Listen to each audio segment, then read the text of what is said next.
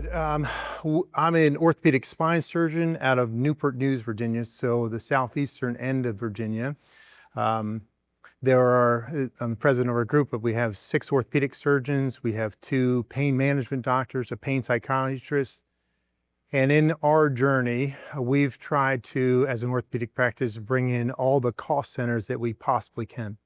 So we own our buildings. That's kind of primary thing. Own our buildings that own our physical therapy, own our MRI scan. In the CON standpoint, you guys familiar with CON? No, okay. So we'll talk about that too, because CON is really run by the states, or is commissioned by the states, but it's really run by the hospitals. And it's a tricky thing, but the CON runs things, so they divide the state up into planning districts and their certificate of need. In each planning district, the state says how many MRI scans you can have, or how many ERs you can have, ER beds you can have, or hospital beds you can have, surgical beds you can have. So they plan the districts like that. And the state has a commission run by the Virginia Department of Health, which has on its commission the hospital board members.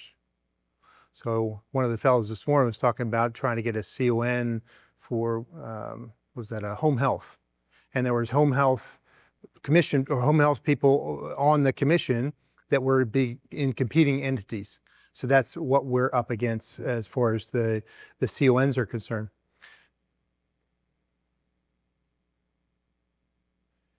When you look at CON, this is back in 2021, there was a gentleman yesterday that showed the CON map similar to this from 1974. It looks almost exactly the same because no one's fighting CON. The state owns that, right? The state owns that, run by the hospital system, so the hospitals don't want anybody else to have anything else. So if you want our practice, try to bring in all those kind of cost centers. And MRI scan, the guy that originated our practice, he actually bought an MRI scan early before the CON laws came forward. And he did his first MRI scan the night before the law went into action. So he didn't have a CON. So we went, 15 years before we wanted to build a bigger building and had to move our MRI scan 1.5 miles down the road to the new building. They required us from the state to have a CON to do that movement. That doesn't increase the number of MRI scans in the planning district, doesn't change anything that have to do with healthcare, but it now requires a CON. So we're now required to follow their rules. This is the map of what's involved in CON. You see in Oklahoma, Nebraska, there aren't CONs. So when you ask me, is our surgery center similar to Oklahoma? Not really, because we need to get a CON. These are the multiple things you see in Virginia. We're at number 22, 25 is the most. The types of things that are regulated by a CON. So you can say my state doesn't have a CON, or my state has partial CONs. North Carolina just decreased the regulations on CON, so they were able to change some things from a surgery center standpoint. So endoscopy centers that can now be done without a CON, which seems really ridiculous in this day and age that you can't have an endoscopy center. It's only the doctor and the patient. Why not, not having anything else there? So our journey in this started, like I say, we were building our practice and building the number of ancillaries we had in the practice, trying to survive in this world. And we said, well, we want a surgery center. So back in 2017, we partnered with one of the local hospitals there to build a surgery center. They didn't really know what that meant. They knew it meant it was going to be taking patients from their hospital to a surgery center. So we signed a very good deal so we would own 70% of the surgery center. The hospital would own 30%. So we would bring the patients and do the surgery and get 70% of the profits while they got 30% for bringing the CON. It was good for us. We really liked that and did very well until 2017, where the hospital said, we're getting killed on taxes. I had a discussion with their president. What does that mean? So they are a non-for-profit hospital, as most hospitals are. You know, hospitals make profit or they wouldn't be in business. So that means they just hide their money, right? They can go and become a nonprofit because they'll spend some money on buildings, or they'll spend some money on parking lot and that sort of thing to hide that money. They couldn't do that in the surgery center. So all the money they were making in the hospital or from the surgery center went to the hospital's bottom line. They couldn't hide the money. So now they were getting taxed on that money. So in 2017, they bought us out.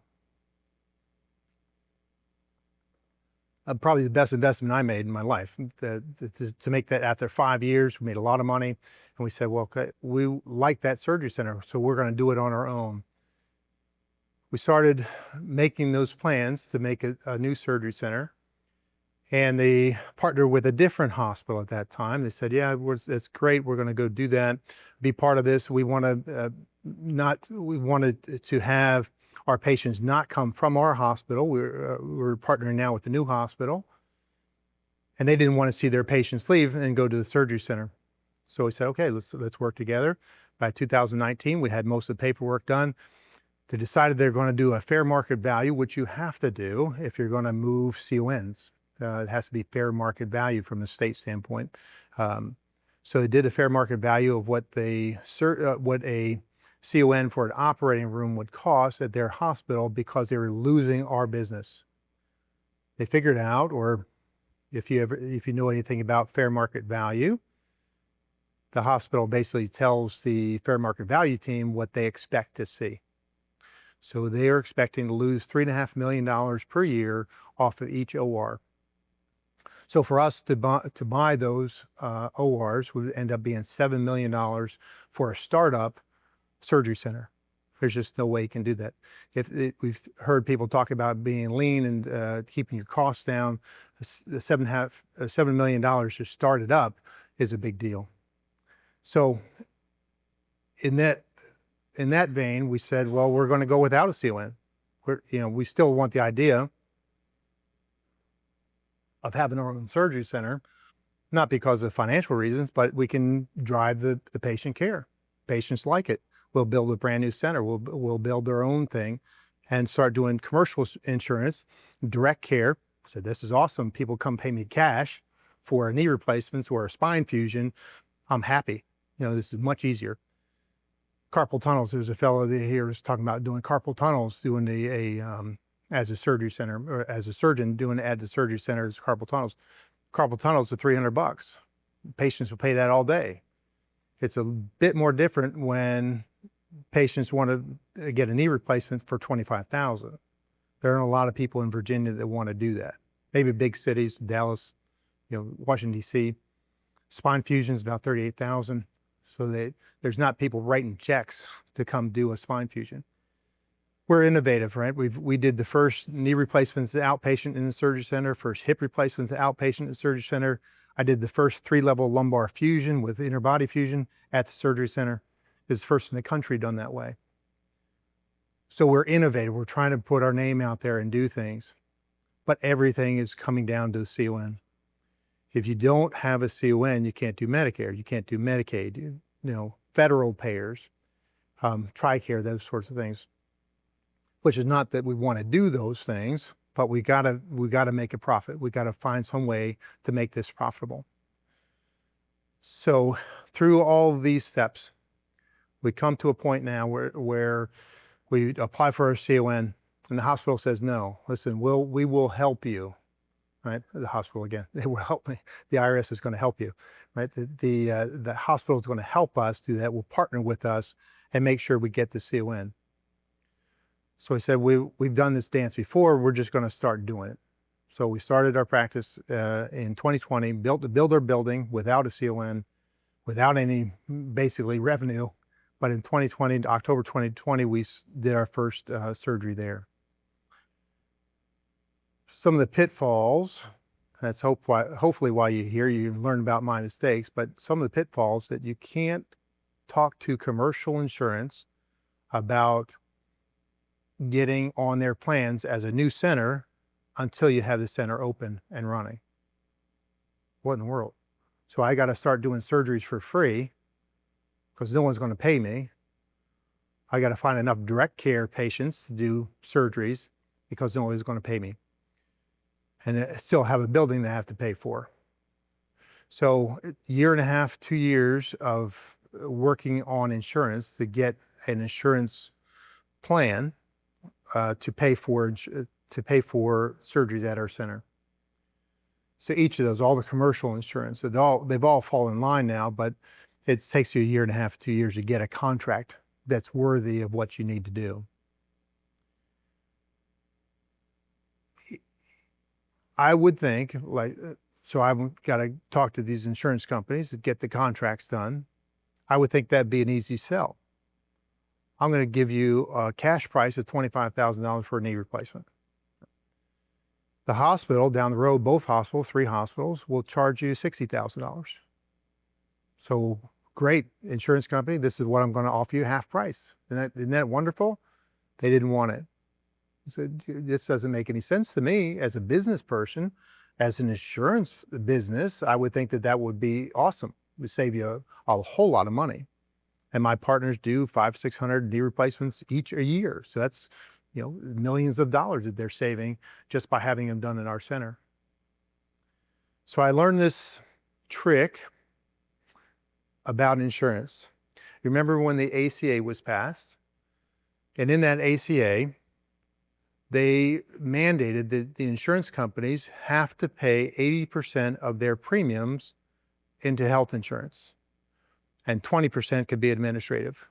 That sounds like a good thing. Well, we can 80%, that's great. So the insurance companies aren't ripping people off. They're paying for health care. That sounds like a good thing. But insurance companies are businesses, right? They're not in it for health care, as we all know. They're in it for the money. So if you keep the premiums high, they can take that money that your capital is paying premiums. They can invest that, put it into making interest and put it into the stock market and make big money. And then at the end of the year, give you back that little bit that you were paid extra for your overage on your employers, especially employers, primarily employers, some individuals. So they don't really mind if they've had some extra premiums to pay back because they've already made double on what on their interest and insurance investments throughout the year. So I figured that out with trying to talk to some of these people about what that means from insurance. Why don't you want to save money? And they don't really care about saving money. That was shocking to me. Maybe not to you, but that was shocking to me to figure out where that was going. So CON, we talked about CON regulations. So CON regulations regulate everything, right? In our state anyway. CON regulations, MRI scans, ER beds, hospital beds. A little tricky about CON in hospitals. The hospitals run that system, so they're board members of the hospital on our CON commission. So when I go to the board and say I wanted to get a CON, I got to testify before them because of why I want to move my MRI scan. It's a couple of miles down the road. I see board members from local hospitals on that commission. So it's really a conflict of their interest to be voting against it at all, but they do, right? They have their attorneys write up reasons why we shouldn't be able to move our MRI scan. The hospitals also bank things like ORs and hospital beds. So a local hospital there is licensed for 500 beds. They use 300. So when you go to the CON commission and say, I want to open a new hospital with 100 beds, they say, well, we got way too many beds as it is, right? Because they're not using them. They're just putting them in the bank. They're ORs as well. So they've got license for 20 ORs, but they only use 15. And why is that? Just to stifle competition. Talking to your senators and talking to the people that are in charge of or supposed to be in charge of the Department of Health or the CON Commission may be helpful, but it depends on how much he's getting from the hospital, how much he's in the back pocket of the hospital. So these folks will lobby, of course, and they have a lot more money than we do, or to lobby for their interests, and I don't fault them for that. But from a legislative standpoint, every year since I joined the practice back in 1999, we've been promised that there would be regulation changes in CON. It's on the docket every year and never goes through. The hospital systems throughout the state will just shut it down. They'll talk to their lobbyists and talk to their legislatures and talk to the guys that are paying our legislatures to figure out how we can get around that system. And they do that same thing. They'll, like you say, hospitals hide their money. So when you go to the CON commission, you got to present your reasons for this, and you want a new ORs in your area.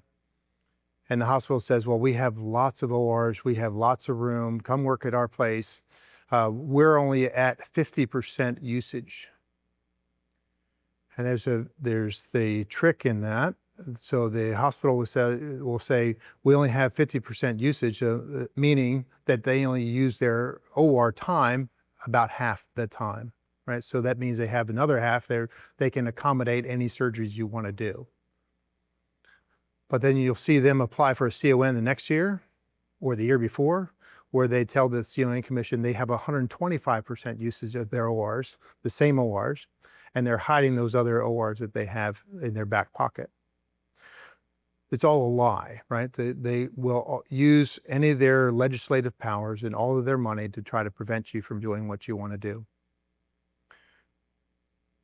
One of the ways that we found that is beneficial is from an employer standpoint to go to employers and tell them we can do your surgery for a lot less.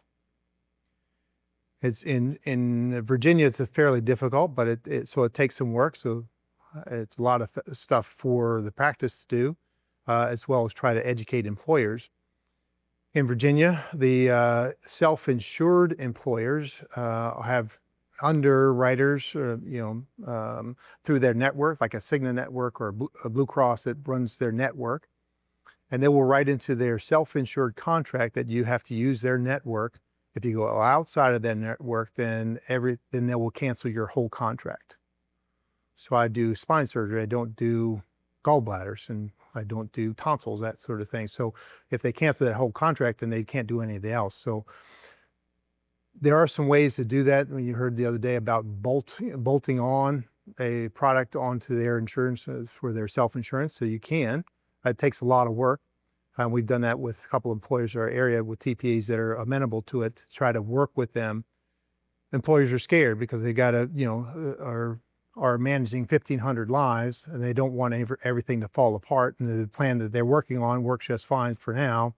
But so they want to find a way to get around that without having to get rid of their plan. The other thing that we found is actually on the CON side, we have an ophthalmologist in Norfolk, just south of us. He's a fairly innovative guy, that he went to the CON commission to get a CON about 2 years ago. He's just granted it about 6 months ago. About 2 years ago, $250,000 to try to figure this out. It costs $20,000 for the application. The $250,000 he spent on lawyers' fees to get through this, and appeals and all the other stuff. But he finally got it. And the reason he got it is he went to the commission and said, I do a special type of ophthalmologic surgery that no one else does in Medicaid patients. I said, you're crazy. You want to do only Medicaid? He said, yeah. So he can appeal to the state to get the CON and increase his Medicaid reimbursement because he's the only one that's doing this type of surgery in Medicaid patients. But it took him 2.5 years or a year and a half and $250,000 in order to get it. I haven't talked to him yet to see if it's worth it because he's been doing this for 6 months. So there are ways. The biggest difference between us and the hospital system is your ability to change, right? You're nimble. You can make those decisions about your practice, about how things are being done in your practice much more quickly than a hospital can. A hospital has to go through the board and all the appeals process, all those people that are in that administrative side of things to figure out if they want to be able to do this. They're transparent pricing as well, that they're not very good at that. So both of our hospital systems have on their site that they have the transparent pricing. You can't find a price on it. You can call the hospital and they can't tell you what they really mean by transparent price. So those two things, you're nimble, you can figure things out more quickly, and you can get back to the employers specifically to tell them this is what your prices are and be transparent about it, and change prices or change what you want to and how you're accommodating those employers very quickly. The hospital can't do that. So you get to grow those relationships with those HR people. And like I say, it's a lot of work, a lot of schmoozing, a lot of talking to people and shaking hands and having dinners and that kind of stuff. It can happen. So there are ways to do it. So have heart. It will happen. It can happen. I was more encouraged by having a Republican governor come in and Republican legislators come in for Virginia, and it hasn't changed anything. That encouragement has waned at this point. Any questions, anything I can answer in my last 5 minutes? It takes about a year, 18 months to get that done. So if you're not depending on that thing to happen for you and that insurance plan changed, it will happen more quickly if it's the same underwriter, same network. So if a Cigna network is running a self-insured plan for a construction company, and then in our area is a shipyard. So if there's the same Cigna that's doing that network, then there's more apt to change there quickly, or more quickly. It takes about a year. The first one, 1.5 years, the second one, about a year. But it takes some time. And it takes some effort on the employer's part. Again, getting over that hurdle of I'm going to cancel my plan, I'm going to put all my people without insurance, then this is going to be a problem. I want to try to find a way not to cancel my insurance and do this. So there's a nervousness on the employer's side, especially the HR people. The president of the company may say, this is awesome, I want to save money, but the HR person is going to be the holdup and try to figure out, she's the one that has to, he is the one that has to take the brunt of that about what happened to my insurance, it changed. Yes, sir. So so the anesthesia can be a problem. Right now, especially right now, there's a lack of anesthesiologists in the country, and a lot of the nurse anesthetists. So in Virginia, there's starting to be nurse anesthetists making their own groups and getting paid the same as anesthesiologists do. So we have relationships with we're a fairly well-known group in our area, so we have relationships with those anesthesiologists, know who they are, know who the best anesthesia providers are. Especially for blocks, that kind of thing, with a knee or hip replacement and arms, shoulder surgeries and arm surgeries. So that's built into the bundle. I'll tell you, so the anesthesiologist charges us $2,000 a day, whether or not we do any surgery or not. So we build that into our price. No matter. That's right. That's right. So we worked with them to find out a good number for them that's going to keep them happy. We're happier, but they're not particularly happy, but they, so we find a number, and that's built into the price, our bundle price. Yeah. We have to tell them a month in advance, make sure that they're on board and everything's taken care of. If we don't, we cancel a day, we got to pay $2,000. So all of our surgeons and pain doctors are on board that make sure that they have their days, that they're going to fill their days. Yeah, so we actually own all that stuff. The physical therapy was part of our cost centers, physical therapy and pain management. So a lot of what I do is spine surgery. So if I'm going to make sure that those patients are right, we're going to get them epidural blocks, the facet injections, all those sorts of things to make sure that there's nothing else that's going to help them and they actually need a surgery. So we go through that whole process. No, so we do a surgical day bundle. So if you're coming in for a knee replacement, that's the knee replacement facility, anesthesiology, the physical therapy at the day of the surgery, because they take you up and down the stairs, make sure you're going to be safe at home, that kind of stuff. So if you're having a knee replacement, this is what it's going to cost for the surgical day. We have pricing on all the other stuff, physical therapy, office visits, injections, all that kind of stuff. So if you don't know whether or not you need surgery, We get lots of patients from out of town. I just did a guy from Alabama last week. His employer sent him up to us to get the surgery done. He stayed overnight. His family had a little vacation. We pulled his drain. He went home the next day. So they paid just for the day. So he was worked up at his home. They did everything they needed to at home to make sure he was a surgical candidate. We usually do, from long distance patients, we review their records and do a telehealth visit. We talk to them and find out what their symptoms are, what kind of problems they're having. Are they appropriate for surgery? Are they 500 pounds and they're not going to fit in the, yes. From local companies, yes. So that's from their self-insured plan, their network. So we'll get paid from Cigna for whether their things are. From out of town, they're taken care of by their local insurance and local products. Yeah, that we have pricing as well for the office visits. So if you said, listen, I don't know if this guy needs surgery, I just want your evaluation, your consultation, we'll do that and bill the patient for that particular thing. So, and go through all those things. If they don't want surgery, great. We got pain management, get set up with pain management and make sure they're taken care of and pain is under control prior to doing anything else. Yeah. Yes, sir. So there's two separate issues, right? Direct care, direct payments are outside of insurance. So it doesn't really matter what they do. If they want to pay you, they'll pay you. From an insurance standpoint, we're contracted with the insurance to pay us their fees from whatever other employers or individual plans there are. So there's no reason to do that. So no conflict there. The difficulty, as you bring up, is that if you've got the transparent pricing and the insurance company, Blue Cross looks on your website and says, why are you charging me $30,000? You're charging that guy $25,000. So we make our prices reasonable for us.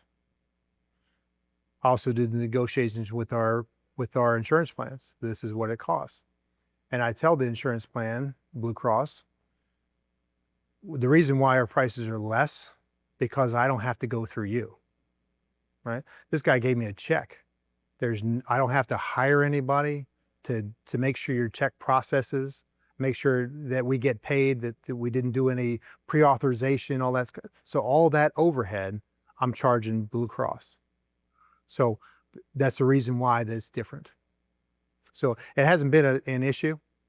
So because we've made our prices what we think they should be. As you mentioned, your worth, what's that? Yes, sir. You want to look on our website? It's right there. Yeah. So yes, that's right. We're in the same boat with personal injury. And I'm blanking on the thing. There's a credit card service that does the personal injury stuff. So we bill the credit card and that bill goes, and they pay us, and that bill goes to the attorney. The reason why you sort of wait on the attorney because they're waiting for their settlement. So the settlement may take 3 years to get, and you may have felt this as well. At 3 years, they go, well, we didn't get as much as we thought, so we want to negotiate that price down. It was $10,000, and now we want to only pay you $5,000. The answer is always no. I mean, that's what we charge. But if I could get you that name of that that credit card, because the credit card just pays us, and then we don't have to worry about it. What's that? No. Yeah. Yes, sir. So with personal injury, we just give them our charge. Normal, negotiated rate with Blue Cross, say $250 for an office visit. It's $500 for them. We just give them their charge. They just pay us, and they send the bill to the attorney. So the attorney has to pay them. I'm not going to wait for 3 years to get that money back. Otherwise, we just won't see you. In our area, we're the only ones that do it. Right? This personal injury is a whole big headache. So if you want our opinion and you want to get your patient taken care of, this is what it costs. And you don't have to send them to us. It's fine. I'm happy not to do car accidents. I'd rather do surgery than work on back pain. No. I'm sure they put some percentage on there, just like every credit card does, 20% or whatever. Yeah. But they've signed up for it. Thank you.